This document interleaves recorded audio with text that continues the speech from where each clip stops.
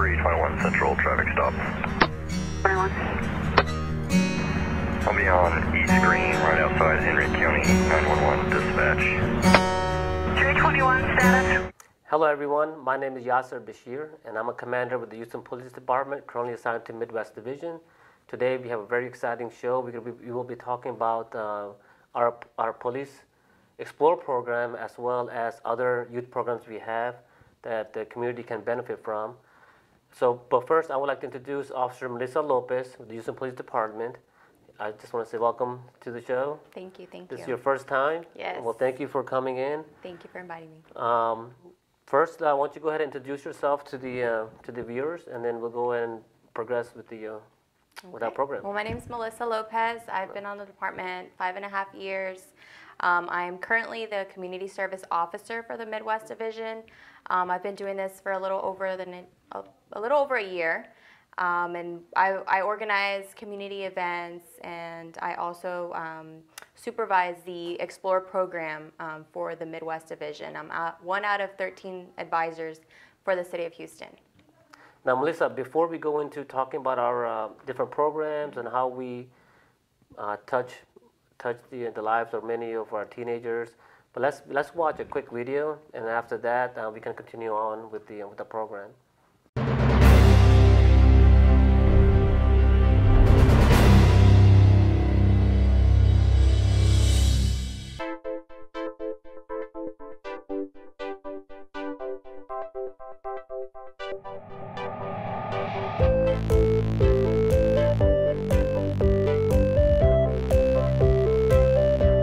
We're hosting a competition, so our explorers are here, but they're volunteering their services. They're gaining community service out of it. Being an explorer gives you different assets in different areas that can benefit you throughout life.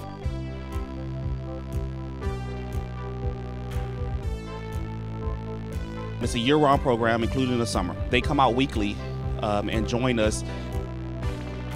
We engage in community service, competition, training. They learn different things, how to deal with citizens, how to deal with suspects. How to run a suspect through NCIC, TCIC, how to approach suspects tactically. Studying, learning laws, penal codes, code of criminal procedure, knowing how to handle a weapon, indexing. It's a great experience to see the youth grow and develop. They come not knowing anything about policing except what they know from the media, and they leave with a different perception of policing. Some of them leave the Explore program and join the police academy or join the military. My confidence has gone way up, so when I'm there I know I could be an outstanding cadet. I'll know what to do.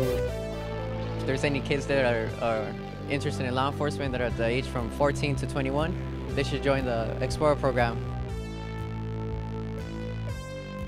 By the time I'm done with college and I'm ready to go into the police academy, I'll be already like 10 steps ahead of all the other cadets.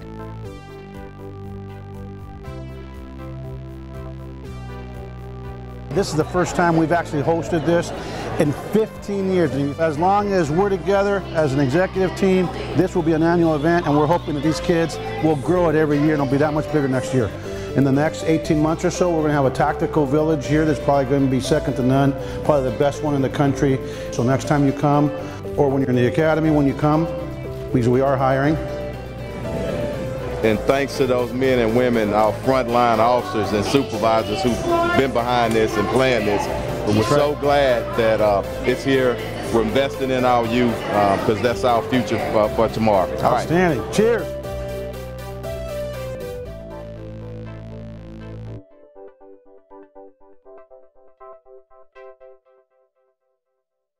Welcome back, viewers, and I hope all of you enjoyed the video about Houston Police Explorers. Now what we're going to do is we're going to expand on that. Now, Melissa, why do you think there's a need for the police department to have programs that reach out to the various various communities as well as our teenagers? Well, that's a good question. I think the youth, we have to focus on our youth because the youth is our next it's our generation that's going on now, and if we need to teach them now, so we teach them these leadership skills, how to behave as a citizen, so they can grow up and Be productive members of society. Yes. Okay. You know, I remember I was reading some books a while back. Back in the ancient times, the parents were still worried about their kids. For example, Confucian, back in I think the time of back in time in China, modern day China, he was worried about the youth, how they're losing control, they're not being respectful to their parents, and unfortunately, we have the same feeling these days, is where we feel like we cannot control our kids. They're going the wrong direction. How can we do better? How can we better save them so that way they become a productive member of the society? And unfortunately, a lot of parents are not teaching their kids, you know, their manners, or you know, because they're so focused on their phones that they completely shut social life. And then what happens is that void. Then the parents look for that void for other people to fill in that void. For example, now we're putting too much pressure on the teachers because we expect the teachers to be their parents, and that's not their job. Absolutely, yeah. And then you have parents they threaten their kids, if you don't behave, I'll call the police on you, and that's putting more pressure on us because now our youth look at the police in a negative way, and that's why we have one of the reasons we have this program is to change their mindset because we want them to be open to us, we want them to work with us and you know and trust us. Because otherwise, when they do grow up, they become victim of a crime, or they do see a crime, they may not come and report it, and that's something we want to change. We want to change that at a very early, at a very early stage. Yeah. So let's talk about some of the stats. What kind of crimes do our youth get into, or anything like that? And what are they at risk for, and what are some of the challenges they're experiencing? Right now, I mean, teenagers, it's so easy to be influenced into drugs. In schools, it starts all in schools. They get involved with drugs or, you know, easy crimes, you know. So I think teaching, you know, back to the explorers, I think teaching them, hey, this is what this crime is. This is what you need to do for it to be called this crime. And then this is the charge that you can go, this is the amount of time, jail time that you'll get if you commit this crime. So teaching them all of these things kind of deters them from committing these crimes. Well, the other thing is that the youth they're at risk for many different criminals, different crimes. For example, gang members, they need new recruits. They specifically go out and target certain youths who lack low self-esteem, or they lack the maturity or things like that. There are pimps who are out there looking for females so they can exploit. There are predators on the internet seeking out young teenagers who they can exploit as well. In addition to that, you have bullying in school. You have all these things that our youth need to constantly maneuver themselves out of. And they're looking at home for support, and sometimes they may not get that. So somehow we are trying to fill in that void and step in. And we have created these programs, and this is the programs we are going to share with all the parents, how they benefit the youth, and how you as a parents can also get involved in it. So let's go ahead and talk about our Explorer program. And you're an expert. You're awesome at this. Yes. And let's talk about more about this. Okay, so I've been doing the Explorer program for a little over 2 years now. We use kids that are ages 14 to 21. 21 is the gap. I try not to get anybody that's over 20 because you won't learn much. So the program teaches them leadership skills. It teaches them, you know, how to be good citizens, how to behave on traffic stops. It teaches them what police do day to day. How do they respond to these calls of service, you know, being burglary of business, robbery in progress, how to do traffic stops. We give them, you know, their uniform, we give them a gun belt, and they get to act out these scenarios. Each week we try to go on a different chapter, which there's 13 chapters that we go over, and we teach them how it is to behave, how to act, how to give police presence, and how police do it from day to day. Well, I'm glad you did that. Remember that time that I saw you, and you were doing your exercises with the explorers, and I looked down. I mean, it was the middle of the summer. It was hot. You were sweating, and you didn't give up. You were out there with these explorers, because you want them to, get this training. Yes. And a lot of times, it actually is a lot of stress, a lot of burden for us, because we're spending that time away from our kids and our family, because we want to invest in the future. But like you said about the leadership skill, I think these days is very important for leaders. To develop future leaders, you have to invest in them now. Is basically the leadership skills. I mean, it's not something you're born with, something you can develop over a period of time. So can you tell me anything that you saw a person who changed and developed some leadership skills? Yes, and they come like a little egg, and you kind of have to crack the egg for them to bloom. I have seen, we have one explorer, Amy, our commander for the Explorers program. She has been in the program for 5 years since the program started. She's now 19. I believe she started at 14, is now 19 and in college. And she still comes, and she's there early, and they said she was super shy. Wow. Shy, she was afraid to talk. And we currently have a lot of explorers. Like you told, the girl that her birthday was yesterday, she's very quiet. Right. And Amy says she used to be like that. Wow. So to see someone that's super shy, that's afraid to talk, that you never hear him talk, to someone who's loud, Right. it's very, very cool that, she's gone through so many advisors from the Midwest Division that each of us have taught her, little different things. Now, besides leadership skills, like you say, she was very shy, and if she was in a real-world environment, probably her position would be limited, because in this world, if you want to move up, you have to be able to communicate. And that's some of the things we built on, is by giving you additional responsibility in this program, is where actually you're leading the group. You may fail, that's fine, that's what we're here. We're going to walk with you, make sure that you succeed, and we're going to give you positive feedback so you can make improvements in the future. Yeah. Another thing I like about this program is how we show respect, and I feel like sometimes our youth, they're lacking that, the proper way of speaking, saying yes sir, yes ma'am. It goes a long way. So what else do we do besides the leadership that you feel like? We teach them marching. I don't know if you were there that day. We taught them marching. We marched through the whole station. We do a roll call like we do at the police academy, which teaches them, kind of. We try to, in the hallways, we walk in a line. We try not to be like a big bunch just walking. So it also teaches them to respect us as officers, because a lot of teens that when I was on the streets, they don't respect you. When you pull them over, they're just rude and disrespectful. So it kind of teaches them to respect us. And hopefully all of these explorers turn into police officers, because this is our next generation. The other thing I like about this program is discipline, which we teach them to be on time. And if they're not on time, then they have to do some push-ups. Push-ups, yes. I had like 3 that showed up late yesterday, and they were out doing, the push-ups, and they're fine with it. They already know, and they don't make faces. They get down and do it. And another thing I like, discipline, is that team building. That's for me. That's the best part I like, is because if you're gonna live in this world, you have to be a people person. And that's something we built on team building. We do different exercises where it's not about you being the fastest person. It's also how quickly, or how are you building the other team members who are maybe slower, but you're also making sure that they're picking up the pace and they have the right guidance as well. So in a way, you become a mentor also to somebody else. And this process is something we try to repeat over and over again, just like Amy, where she was shy, now she's the commander of that unit, and hopefully we will continue that process. Absolutely. Another thing we mentioned was that actually this program is nationwide. It's a nationwide program. We travel to a lot of competitions. Our last competition was in Mansfield, which is north of Dallas. And these agencies create these competitions. Like the video we just saw was the video we hosted here in Houston in April, and we host one every year.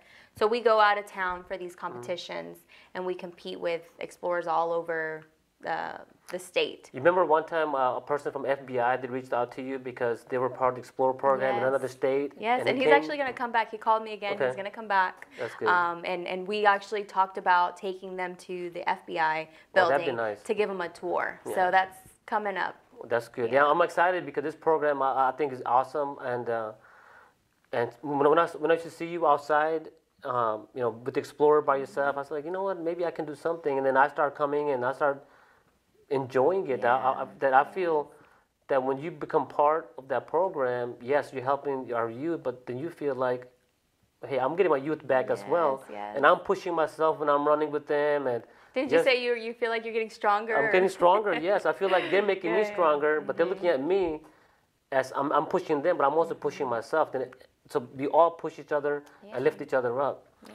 The other thing was about this program that I liked was for college. You want to expand on that? How it also can benefit you if you want to go in law enforcement profession, or it actually, one of the other stations, the West Side station, has an Explorer. Well, not an Explorer anymore, but he was an Explorer and he's now in the police academy, and I think he's graduating this week. So it does kind of build your resume. It looks good on your resume. So when the recruiters see this, hey, you were an Explorer for 2-3 years, it kind of shows that commitment, that you are a committed person, that you kind of already know a lot of stuff that they teach you in the academy. In addition to that, I think it's a great way to be involved in community service, especially for parents during summertime. We talked about this earlier, that how expensive it is to put your child in a summer camp. Maybe more than $150 to more than $200 a week.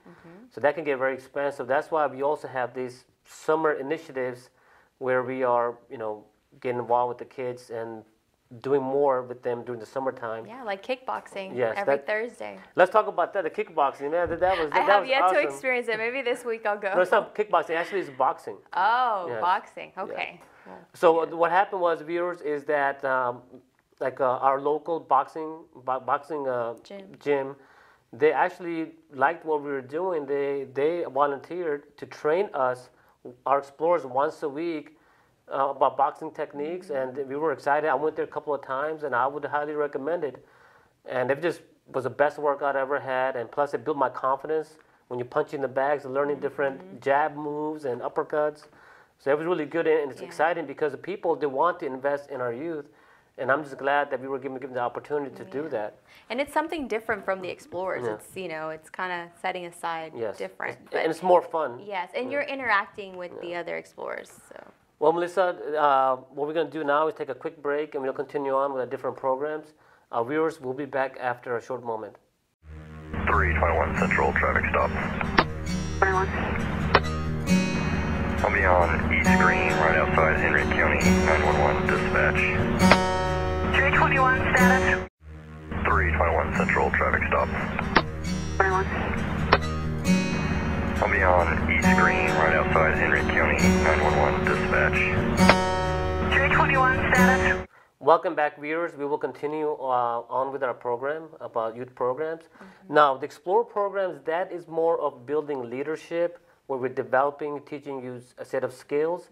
But now we're going to shift our attention to what about those youth who are at high risk, who are already demonstrating behavioral issues in high school. What kind of program do we have for them? It's called Teen and Police Service, the TAPS program, which I think they're changing the name, I believe. Teen Pole in the fall is going to start up again. These kids are hand-selected by the counselors, teachers that are at risk. So they select these kids, and they have to go through a test in order to be placed into the program. And it's an 11-week course. And these kids you go there, they don't want to pay attention. We're in uniform. They're kind of like rolling their eyes, putting their heads down. The first few 2-3 weeks, that's how they are. They don't want to listen. They zone you out. But it's amazing to see them after the graduation at 12 weeks, 13 weeks graduation. They are giving you hugs and going back to the Explorers, I have 2 girls that are Explorers now that were in the TAPS program. So it's amazing that we've transformed their lives to kind of change. So what we're going to do is, before we get into more in depth about the TAP program, we have a quick video. We'll have the viewers watch it. Viewers, please watch this video, and then we'll be back shortly. TAPS Academy was founded in 2011 through a joint partnership with the Houston Police Department and the University of Houston Clear Lake. I felt that we did a really good job reaching out to the community, but oftentimes we were spending lots of times with real law-abiding model senior citizens, many which were retired. TAPS Academy, it's this program where the cops come into the schools to spend time with us. I want everybody to relax. We ain't coming here to take you nowhere to do anything. We're here to get to know you guys, and we want to get to know what's going on in your life and what's some of your issues that you're having. It's not like you get up in the morning and it's like, yes, I can't wait to come to school. I'm so excited, right? It's like, how do we get the young people to the table? How do we get the young people to be on our Citizens Police Academy? How do we get our young people to come to our positive interaction programs? If I'm honest with myself, when I was your age, when I came to school, I only came to school because of my friends and because I may have liked a girl or two that I wanted to see. And you know, people always say, oh, I want to do more, I want to do more in the community. And it's true, because you meet those officers that really want to do that.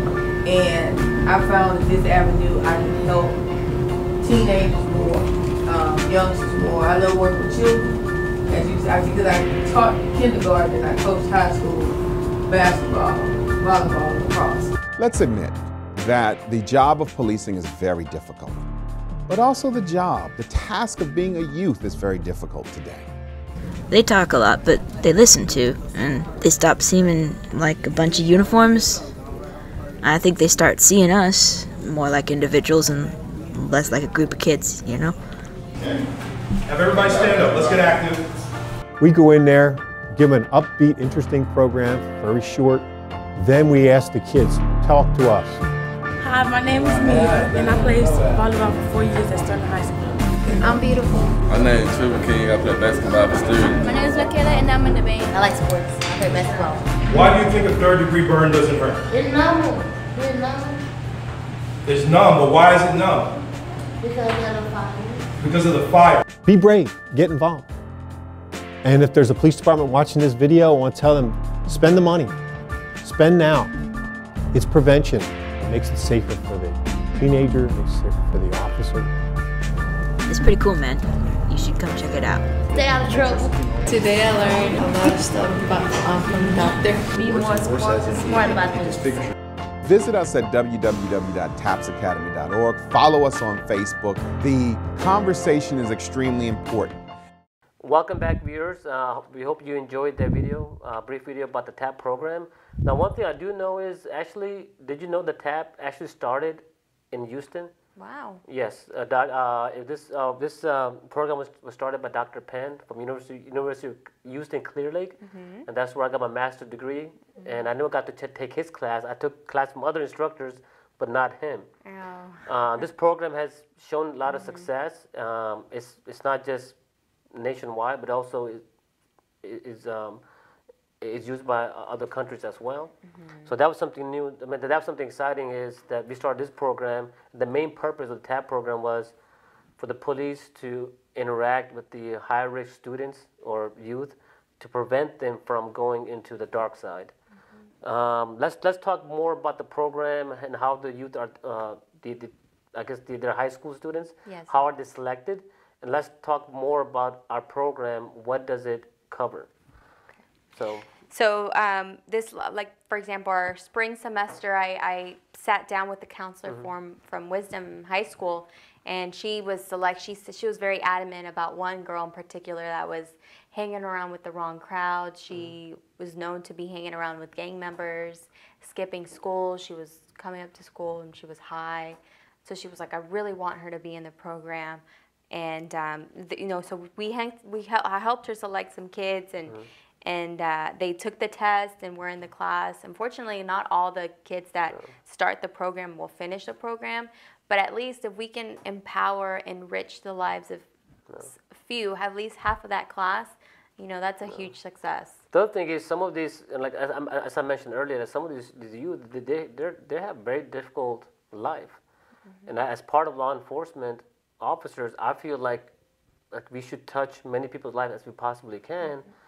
And if we don't get them to save their life at this moment, then we may lose them. Yes. As I mentioned earlier, they could be vulnerable to early pregnancies, or they could get into drugs, get into gangs, prostitution, God knows. So, but we're gonna have to continue to do our best. But at the same time, it's more burden for us. We don't want to be around people who don't like us. But naturally, we don't want to be. But as officers, we take that burden. We some of the rudeness or disrespect or the words they use against us, we take it in, but we look at the mission is for us to save you. Yes. And that's what I think makes us a very special human beings, is because we care and we don't give up.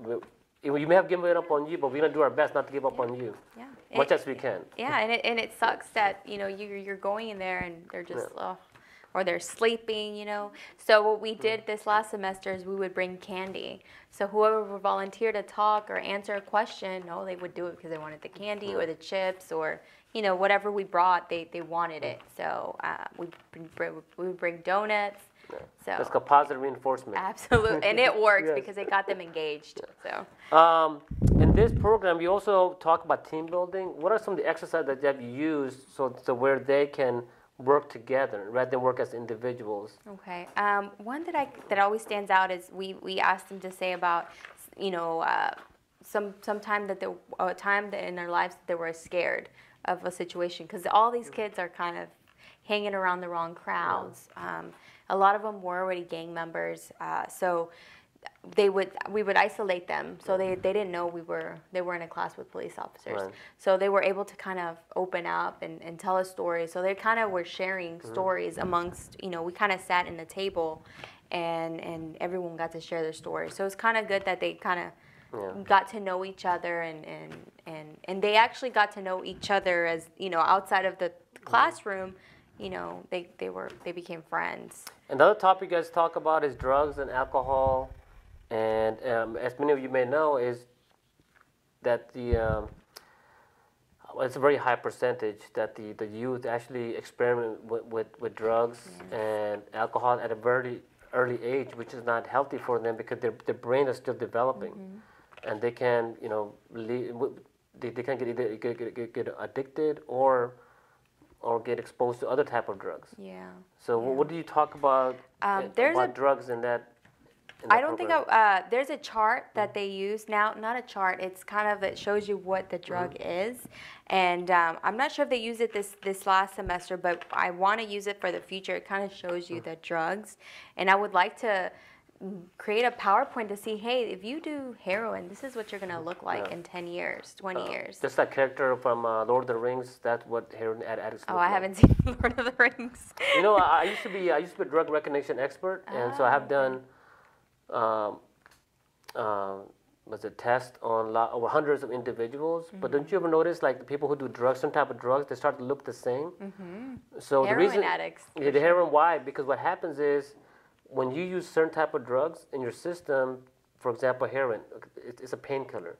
So what happens is over a period of time, your body just stops producing those hormones or those chemicals that you need. So that's why your body stops producing it, because you're artificially putting it into your system. And that's why, since you have deficiency of certain hormones, that's why you start looking at the same. Same thing with the people who do meth or cocaine. Because of all the side effect is that they actually start grinding their teeth. That's why those crackheads, they don't have teeth. Yes. And then other drugs almost like have similar effects. So that was a very interesting training I had, because over a period of time you can tell what the person is going to look like, because the body is changing. But the most dangerous thing about drugs is some of these drugs are so dangerous that if you just use it one time, you'll get hooked on it. Unfortunately, yes, and hopefully we can get to these kids to like, hey, don't even think about it, because that one time you're done. You're done. Yes. Yes. So one thing I want to jump on that on the TAPS that they want to start doing this next semester is they want to bring a guest speaker. So that would be cool to bring you or bring an expert in each category each week, have a guest speaker on whatever we're talking about. To kind of go on, Well, the society is downplaying, the marijuana. It's legalized in some countries. I mean, some states as well. That's fine, but even though it may be legal, it may not be healthy for you, just like cigarettes. But I remember one thing about marijuana was that even though you may use it, it will stay in your system for a while, and you may feel impairment for hours, probably even up to a day. But you may feel normal, but actually you still have some impairment, and that's not healthy, because you may smoke weed and the next day you're still high when you get to school. But that's something. The other thing is it also has a lot of health issues that I would definitely caution anybody from using these kind of drugs. The other thing is that drug dealers, they don't give you marijuana. What they do is they'll put other drugs on top, like PCP or other chemicals, to give you that high. So that what I observed was when somebody was under the influence of marijuana, and I also would find like PCP or other drugs, and I would inform the person, hey, did you know that your drug dealer put this drug on your... and that's drug dealers trying to be cheap, right? Yeah. They don't want to spend the, you know. So it's a supply and demand, but at the end of the day, it's affecting your health.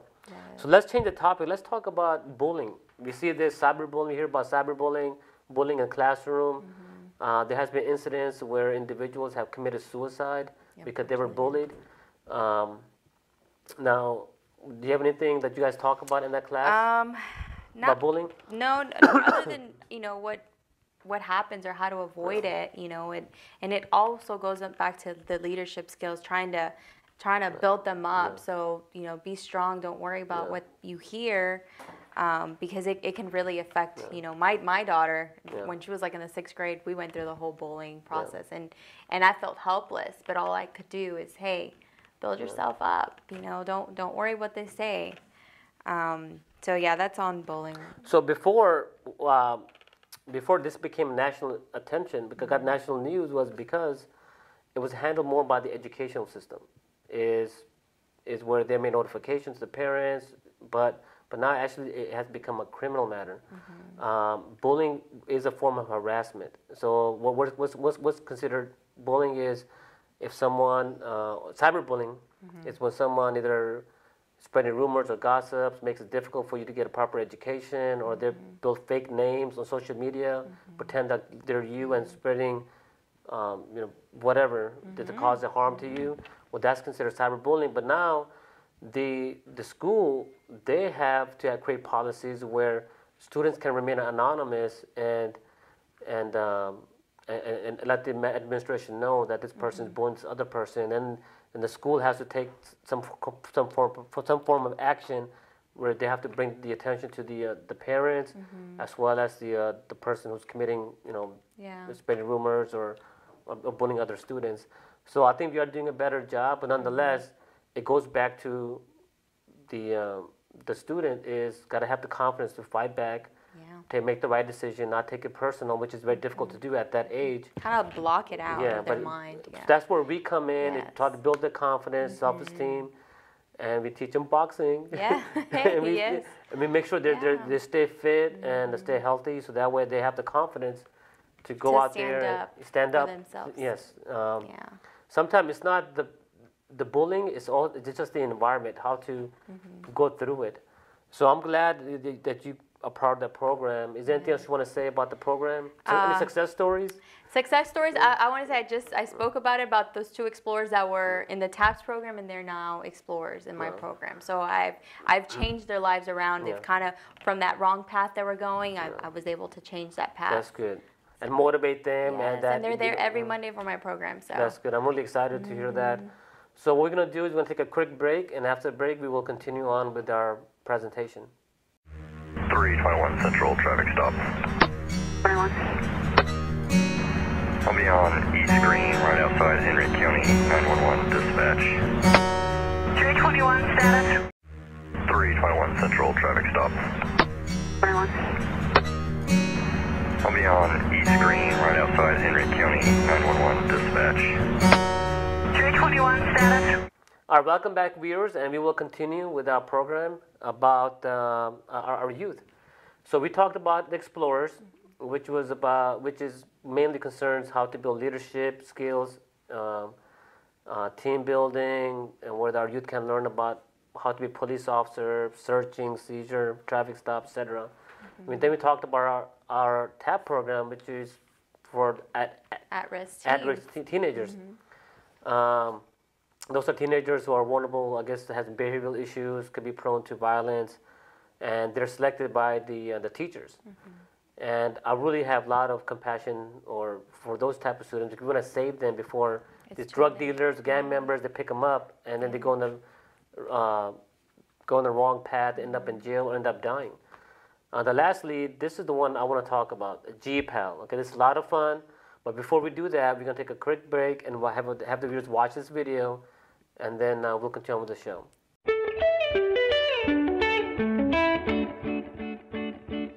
today I'm very proud to say the Police Activities League that's been dormant, it's been dead in Houston since 2004, is back. It's back to stay. It's back to stay, and it ain't going away.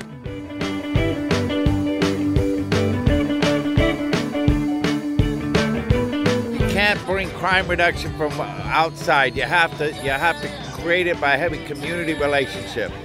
And the police department gets it, I get it, and so we're working together to create that. Hey everybody, we are Houston, Texas, and we're playing with the PAL kids today. Go Texas, go Texas. So we're part of a program called PALS, Police Activities League. The Greater Houston Police Activities League is looking for Houston area youth ages 8 to 17 to participate in athletic, educational, cultural, and other fun activities coordinated by GHPAL officers and volunteers. GHPAL is supported by corporate partners like the Houston Texans, Academy Sports and Outdoors, the Rockets, McDonald's, and the Houston Parks and Recs Department. To be a part of GHPAL, go to www.houstonpolice.org or call 713-308-3200 for details. Thank you, HPD! Welcome back, viewers. We hope you enjoyed the video. If you watched the video, you'll know that some of those people in the videos were actually our superstars, our football celebrities. We had the quarterback from Texans were involved in it, teaching the kids sport techniques. So let's talk about this our last program is GPAL. So it's Greater Houston Police Activities League. That's what it stands for, GHPAL. There's about 14 PAL officers. Every station has a PAL officer, and they try to reach the younger kids. Right. The more the younger kids, and they have how many? You know, we said they're involved with the Texans, yes. The sponsors, Texans, the Dynamo, you know, the Houston Rockets, Academy, and so others. So they're able to meet a lot of know famous athletes. I want to join so I can meet these celebrities. I want to be little. Yes. But just imagine when you were young. Just imagine if you got to meet Tom Brady or some of these celebrities you grew up. J.J. Watt. Or Michael. I'm not saying I'm just making the name Michael Jordan. Yeah. That would be like a dream come true. But this is the opportunities that we are giving to our youth, so that way it can motivate them to be successful, be competitive out there. Because life doesn't come easy, and this is some of the qualities we want to teach them at a very early. And then their life is that you're going to have to earn your keep. So some of the things that we remember we were talking about was our GPAL program about the tennis. Yes, Officer Zermino. Yeah. He's been doing tennis, I think, every day. It's a few hours a day, and he has a group of his kids that he takes them, I believe, to Memorial Park, and they practice 2 to 3 hours. I'm not sure if they have any famous players or anyone that shows up, but they at least have an instructor that teaches these kids how to play tennis, you know. One of the reasons why we do this program is, you know, after school, what do kids do? They get into video games, so they can get in, do some adolescent, teenager behavior. When I was younger, my mom wouldn't let me play. There was no video games. I was outside playing. And kids nowadays, all they want to do is play video games. This is a way to get them out of the house. Phones, yeah. Plus it keeps them busy. You want to keep the kids busy because if they're just idle, they may not be that productive. So you want to keep them at that age, keep moving, so that way they can stay healthy and constantly. Also kind of keeps them from getting the wrong friends. Yes, you know? yes. Because if you have friends who are motivated, then you will be just like them, and you will want to compete and you want to move on. Those things we talked about. Remember earlier we talked about boxing. Oh yes. Yeah. So Officer Zermino is also. I think he brings some of his. I believe he started just bringing his PAL kids to this boxing gym, and now he's bringing some of our explorers to this boxing every Thursday. So he called me today. He goes, "Hey, I have another partner where they're giving us free lessons to our youth with jiu-jitsu." Wow. I'm like, man, I mean, and that's expensive. It gets very expensive, boxing and all this. Some parents may not be able to afford it. So this is the opportunity for the parents to be aware of these programs so they can utilize them, because many times we don't think that they're that good of a program, but they are, because your instructors are professionals. For example, the boxing. I went there a couple of times with Officer Zermino. Is the instructor? I mean, he has 20 years of boxing experience. He has his license, and he can fight. He can do everything, and we're getting, I mean, opportunity to learn from the best. And just, I mean, I always wanted to box, but never could afford it. Yeah. But now I'm pushing myself. Go with the you know, the explorers, and it motivates me to learn different techniques. But I did learn something that I'm getting old, so it takes me longer to recover. Yeah. So hitting those bags. Drink a lot of water. Yeah, drink a lot of water and hit those bags. I feel it now. Yeah. So not as young. So as imagine if you feel that way. Imagine these kids, like they're feeling it. I'm sure they're sore. And they're feeling like this is cool, and it kind of motivates them to continue on. Because I'm sure I'm not sure how long this program's going to last, or the boxing at least, but it's going to teach them to continue on because they're going to like it. The other thing is, kids, they want to experiment with different things, so this is an opportunity for them to learn different sports, basketball, tennis, boxing, and plus our explorers, we do a lot of cardio, we do a lot of running.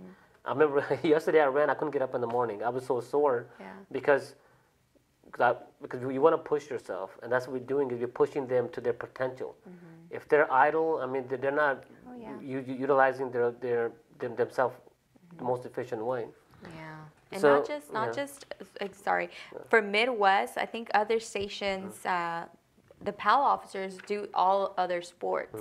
You know, like here, Zermino's only doing boxing, you know, jiu-jitsu and tennis. I see other PAL officers are doing cheerleading or gymnastics. Well, that'd be nice. Yeah, so they're doing all sorts of soccer. I'm not doing gymnastics. Because I probably will break my neck if I do a flip. So I have to kind of like try to stay healthy as much as I possibly can. So we cover a lot of information, but so let's talk about something else that we do as law enforcement besides the youth. What other different programs we have that the community can benefit from? I know we're deviating from our presentation, is because I think we covered everything that we wanted to cover in our lesson plan. So what else that you want to talk about? Is there anything else you want to talk about? We host every month. We host a meeting at our station every third Wednesday of our month. We host a station meeting. It's called the PIP meeting. It's a positive interaction program, and we invite all the community members in our area to come and we discuss. We usually bring a guest speaker to talk about a certain topic, you know, whatever is going on, and we'll bring the guest speaker, and then people are able to ask them questions, and any other concerns, we give them crime stats, anything, you know, relating to the area. So it's an informational meeting that we invite all of our citizens to come out to. We also do our apartment PIP meeting, where we invite our local apartment managers and discuss what kind of crimes that are occurring in their apartments and what can we do better to make it safe for them. And we also have a business safety meeting as well. And then now just the business and the apartment, we're bringing businesses together in one room. And for example, apartments, we're bringing different apartments so they can share information of stuff that's going on in their... Because the one criminal from your apartment, he can easily move into another apartment and cause more problems. And it might be easier to maybe catch this criminal, you know, by different cameras, and they're able to tie in, you know. So we're able to bring these apartment managers in. In addition to that, we do a lot of community outreach, because sometimes the community, they only reach out to the police when something happens. Rather than being involved in it, being aware of what's happening around their area. So what we do is we constantly reach out to them, build that relationship, constantly extend our hand, because we want to be transparent and build trust with all the communities. Because I know, like, for example, like this show, we're doing it to bring awareness to the South Asian community through either social media, to TV channels, to Facebook, or whatever means, because we want them to be aware that we are professionals and we're here to serve them. So what are some of the things we do? I remember we had a coffee with a cop. Yes, it's kind of in the air. We might do it. I believe Southwest Management wanted to make one, coffee with the cop, and I believe they already have the coffee shop open. South Central Division just hosted one, and they had a good turnout. Sounds like they had a lot of people come. I believe it was a McDonald's, so you were able actually people that were there. I don't buy coffee with a shot, but a coffee latte with a or cup a will go tea a lot with the further. cup, or, a chai with the cup. Yes, Like we got I some believe chai right here. East Side Division had a raspa. You know, the East Side Division has more of the Hispanic culture, so they had a raspa, which is a snow cone with the cup. So we should do like samosas with a cup. Yes, something that kind of builds that relationship. The other thing is that, okay, we're not just building a relationship, but we're also giving back to the community. Yes. The one way we give it back is by having more partners come on board and sponsor some of the events we are doing.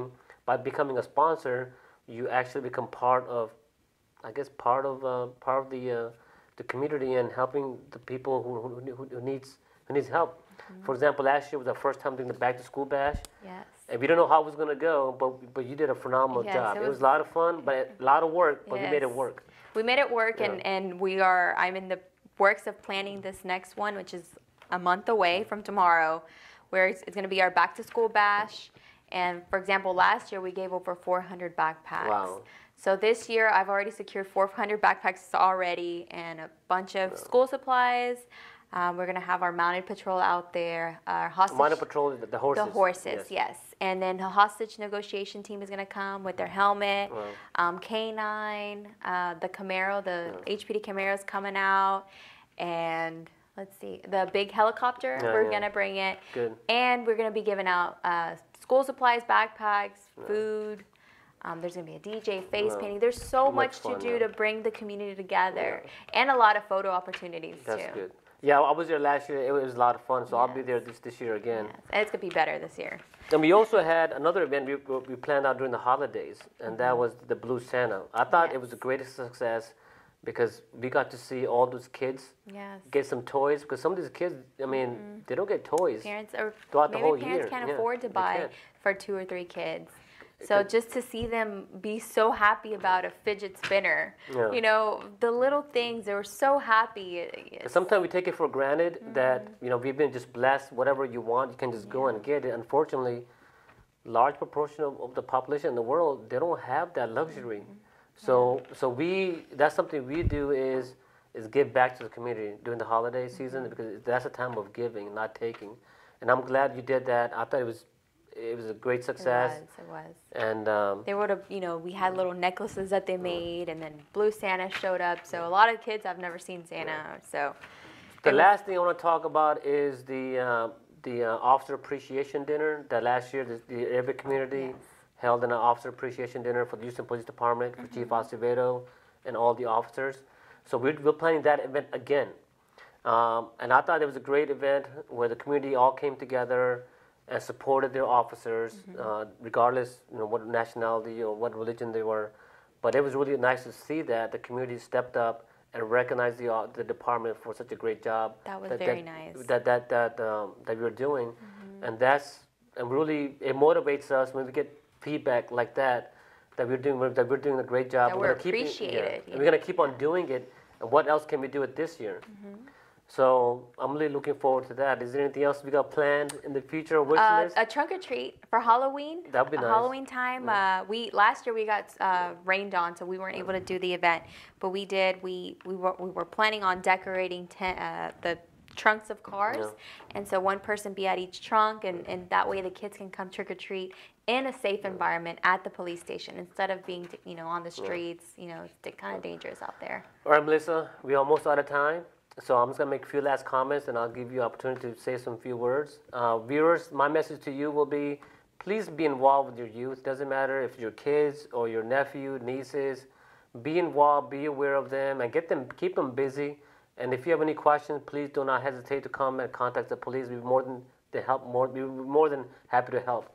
And also support your local police department, because we need all the support that will help us to serve all of you better. Yes.